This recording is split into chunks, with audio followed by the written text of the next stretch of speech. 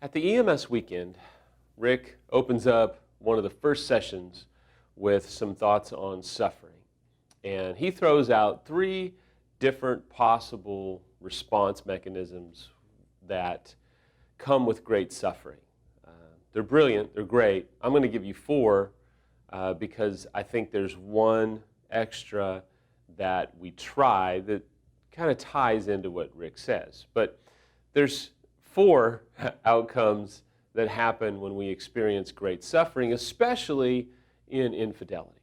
Number 1, with great suffering, you can go insane. If you do a lot of research and studying, people who experience great suffering, eventually there's a point where their mental framework gives way, and it just pushes them beyond their capacity, and they become mentally ill. It just is unfortunate, but it does happen as a result of great suffering.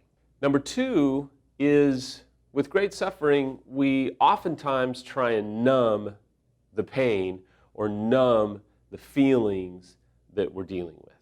I was really good at trying to do this.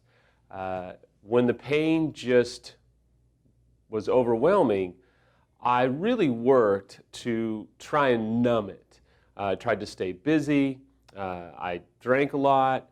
I even tried to get on my motorcycle at the time and go ride motocross and try and numb away the hurt, the pain, the condemnation, the shame, and the inadequacy that I felt in trying to help Samantha.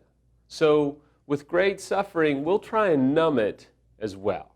The third kind of mechanism, if you will, with great suffering, and this really hits home with infidelity, is we'll grow bitter and resentful and really end up stuck. And this is probably one of the most common response mechanisms to being betrayed, or as an unfaithful, getting frustrated that your spouse won't cooperate or give you another chance or respond or engage or what have you. And bitterness is really tough because when there's great suffering, we will get angry, we will get bitter. Most of us will get angry and get bitter.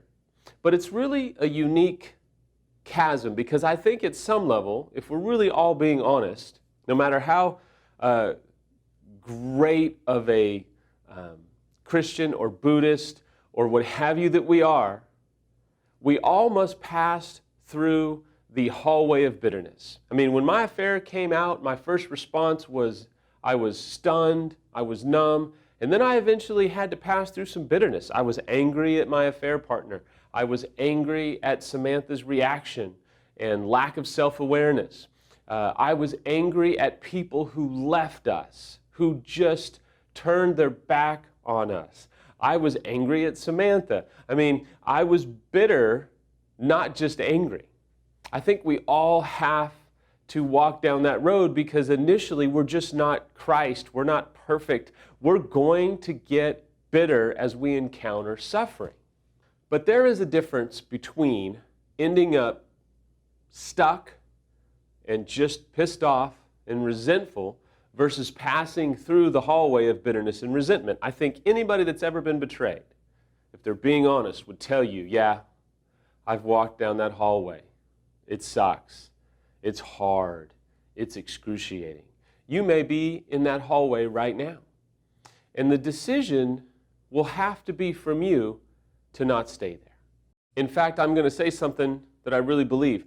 You're going to have to make a conscious decision to stay bitter and resenting of your spouse or of God or of your friends or what have you. It's going to have to be something that you decide to remain stuck. Because I really believe that we choose to remain bitter. We choose to remain stuck. Now, this is where I tell you I took a little bit of heat from a couple of blogs a week or two ago. I get it.